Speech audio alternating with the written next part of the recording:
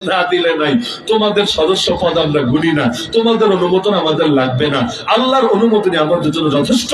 আল্লাহ দুশমনদের অনুমোদনের জন্য আমরা আল্লাহর আদর্শ ছেড়ে দিতে পারি না। এভাবে এভাবেই যারাই ইসলামকে ধরে রাখতে চাইবে একজনের উপর ওরা খুশি হবে না। ওয়ালান তারদা আনকাল ইয়াহুদ ওয়ালান নাসারা হাত্তা তাত্তাবিআ মিল্লাতাহুম ওয়ালা ইয়াজালুনা ইউকাতিলুনাকুম হাত্তা ইয়ারুদ্দুকুম আন দীনিকুম ইন ইসতাতাউ। আপনি কি ভেবেছেন বাংলাদেশে খালি ভোটাভুটি করে ক্ষমতায় এসে ইসলাম কায়েম করে উল্টে ফেলবেন? কোশ্চিন কালেও সম্ভব না, কোশ্চিন কালেও সম্ভব না। এই দেশেও যদি ইসলাম বিজয়ী হতে হয় দুদিন আগে বা পরে চূড়ান্ত বিপ্লব লাগবেই লাগবে, লড়াই অনিবার্য হবেই হবে। কারণ এই জালেমরা এত সহজে মুসলমানদের জন্য ছেড়ে দেবে না। আল্লাহ নবীকেই যেহেতু লড়াই করতে হয়েছে সর্বযুগের সর্বশ্রেষ্ঠ আখলাকের অধিকারী হয়েও, অথচ আমরা তো পাপী উম্মত, আমাদের জন্য আর বিকল্প আছে কোথায়?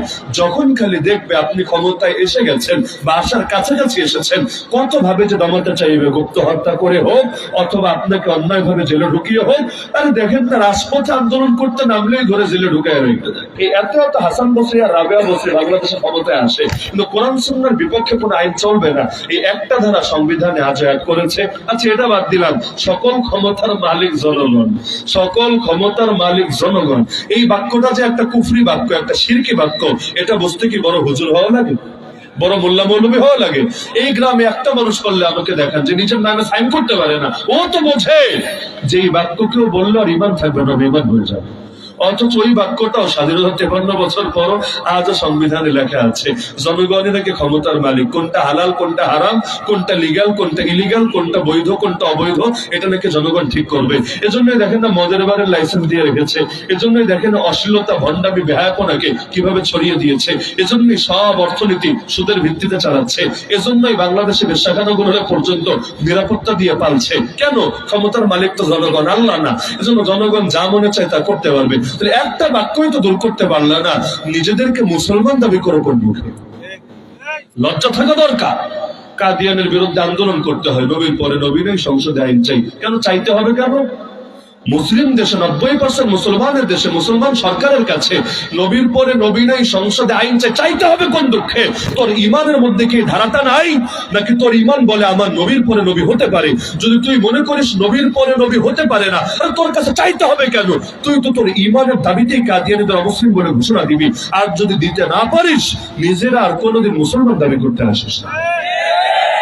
কমন বেসিক বিষয়গুলো কি বোঝে না? সব বোঝে। এটা ভাবার দরকার নেই বোঝে না, বা ভাজা মাছ উল্টে খেতে জানে না, সব বোঝে।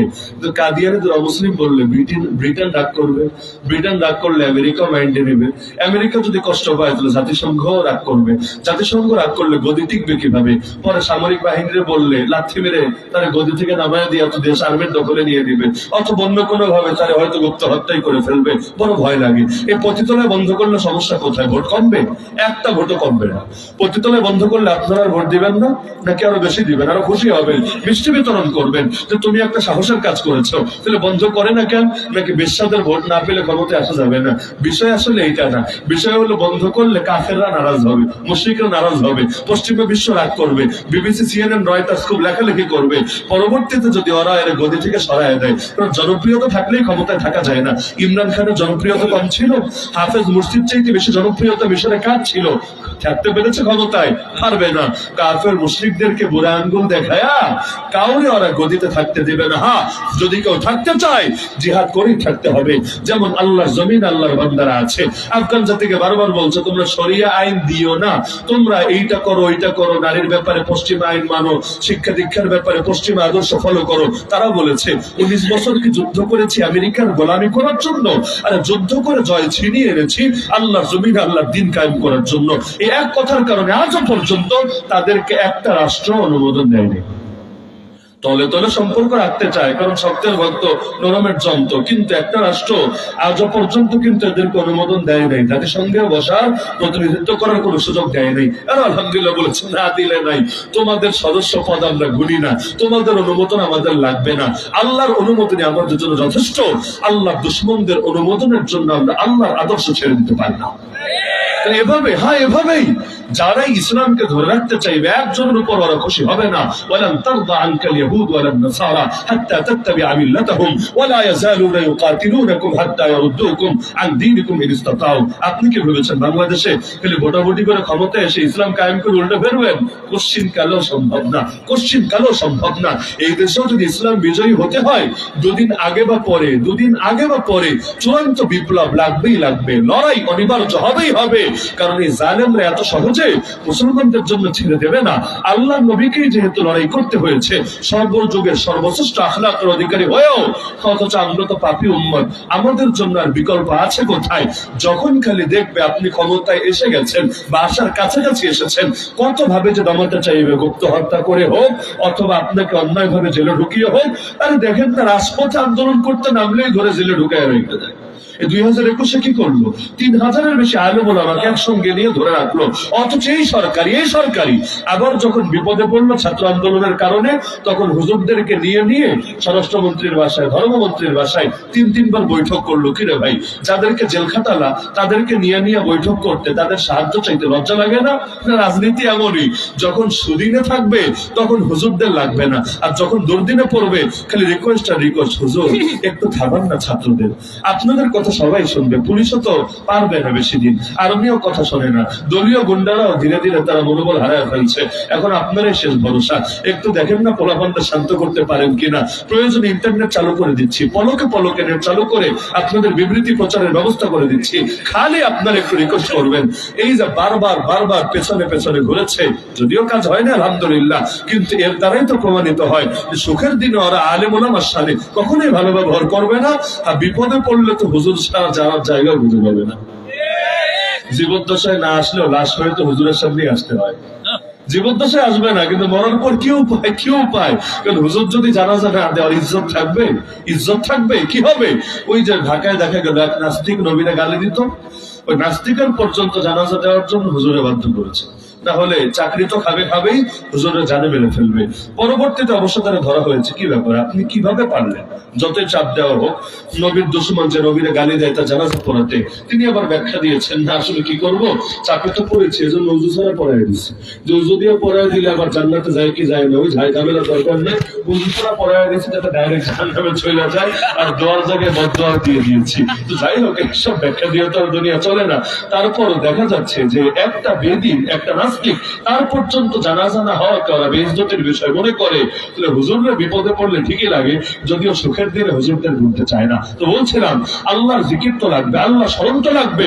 শুধু ব্যক্তি জীবনে সেই স্মরণ কায়েম করলেই হবে না, সামগ্রিক ভাবে আল্লাহর জমিন, আল্লাহর স্মরণকে, আল্লাহর জিকিরকে বিজয়ী করতে হবেই হবে। পারবেন তো ইনশাআল্লাহ? মুরব্বীরা উদ্যোগ নিয়ে ফেলেন যে আমরা থাকতে আমাদের এলাকায় প্রকাশ্যে বিয়েতে বক্স বাজানো যাবে না, বিয়েতে গায়ে হলুদ চলবে না, গান বাজনার কোন আসর, যাত্রা পালা, এগুলো আমাদের গ্রামে আমরা হতে দেব না। যুবকরা উদ্যোগ নেন, নিজেরা তো নামাজ পড়বো, আমাদের কোন দোস্ত অথবা অন্য এলাকার কোন যুবক ছেলে নামাজ না পড়ে থাকলে আমরা ওরাও ধীরে ধীরে চাপ প্রয়োগ করে হলেও নামাজি বানায় ছাড়বো। ফজরে আসবে না, ফজর নামাজ পড়ে টিম নিয়ে যাবো, কিরে বলতো আজকে আসলে রাখেন, ঝামেলা কোথায়? যদি বলে না অসুস্থ এই সেই, আজকে নয়তো অসুস্থ, পরের দিন আবার কয়দিন আসবে না? এক পর্যায়ে বাপমাই বিরক্ত হয়ে ওর চেহারা মুখে পানি ঢেলে দিবে যে বেটা তাড়াতাড়ি যা, না হলে তো আমাদের ঘর ভাইরাল হয়ে যাবে। কেন?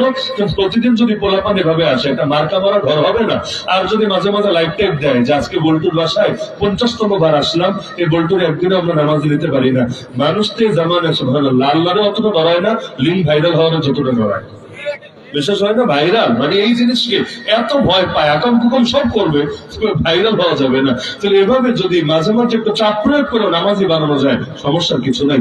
নামাজের দাওয়াত দিতে গিয়ে যদি গালি খাওয়া লাগে, আলহামদুলিল্লাহ।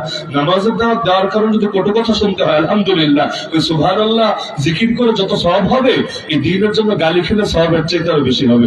মাদ্রাসার ছেলেরা উদ্যোগ নেন না যে আমরা মাদ্রাসায় আছি, খালি জান্নাত তো আমাদের পেলেই হবে না, আমাদের স্কুল কলেজের ভাইদেরও তো জান্নাত লাগবে। ওদেরকে আমরা কিভাবে পারি, চেষ্টা চালাই না। মুরব্বীর উদ্যোগ নেন যে এলাকার মধ্যে ওই হারাম রিলেশন আমরা চলতে দিব না। যদি কোনো ছেলে মেয়ের হয়, আমরা একেবারে শুধু আর ফ্যামিলির বিরুদ্ধে একদম কঠোর অবস্থানে চলে যাব। উদ্যোগ নিয়ে দেখেন না, অন্তত আপনার সমাজ থেকে জিনা দূর হবে, আপনার সমাজটা আল্লাহর গজব থেকে বাইরে থাকবে। তো রাষ্ট্রীয় ক্ষমতার জবে আসুক না, যেগুলো সামাজিক ভাবে করতে পারি, এগুলো কেন করি না? সামাজিক একতার দরকার আছে নাকি নাই? আছে নাকি নাই? সুতরাং আমি সবার প্রতি বিনীত অনুরোধ রেখে আল্লাহ হস্তে আল্লাহ স্মরণ জাগ্রত করার চেষ্টা চালান ইনশাআল্লাহ সুম্মা ইনশাআল্লাহ। আমাদের সকলের চেষ্টার বরকতে একদিন না একদিন পরিবর্তন আসবে। মোহাম্মদ বিন কাসিম যদি 18 বছর বয়সে এসে হিন্দুস্তানের জমিনে কালেমার পতাকা উড়াতে পারে, আমাদের বয়স তারও বহু হয়ে গেছে। মুআজ আর মুআওয়াজ যদি দাড়ি মোচ ওঠার আগে ওই বালক দুটো বাচ্চা এরা যদি উম্মতের ফিরাউন আবু জাহালকে জাহান্নামে পৌঁছে দিতে পারে, আমাদের বয়স তো তার চাইতে দ্বিগুণ তিনগুণ হয়ে গেছে। আরে কি করলাম দিনের জন্য, করবোটা কবে? ওই দিন হায়াতে বাকি আছে তাই তো জানি না। আপনার ঘরে আছে যে শত্রু, তার আগে করো জয়, ভাঙো সে দেয়াল প্রদীপের আলো যাহা আগুলিয়া রয়। দুশ্মনের মোকাবেলা তো করা লাগবে। আলো জ্বালাতে হবে, নাহলে অন্ধকার কিভাবে বিদায় হবে? তাহলে জাগতে তো হবে, কারণ আমরা যদি না জাগি মা কেমনে সকাল হবে? তোমার ছেলে জাগলে গো মা রাত পোহাবে তবে।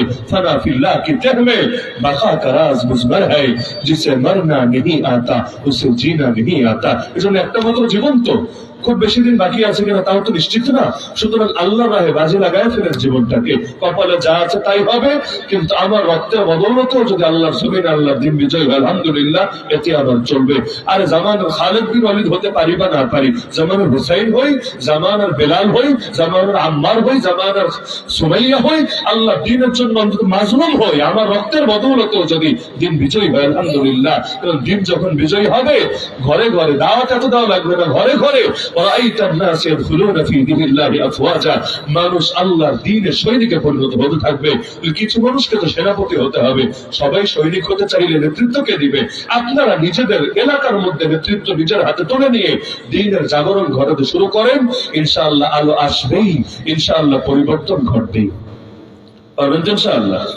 তো হযরতকে পাশে বসে আলোচনা করা এটা আসলে আমার জন্য কোনোভাবে শোভনীয় না।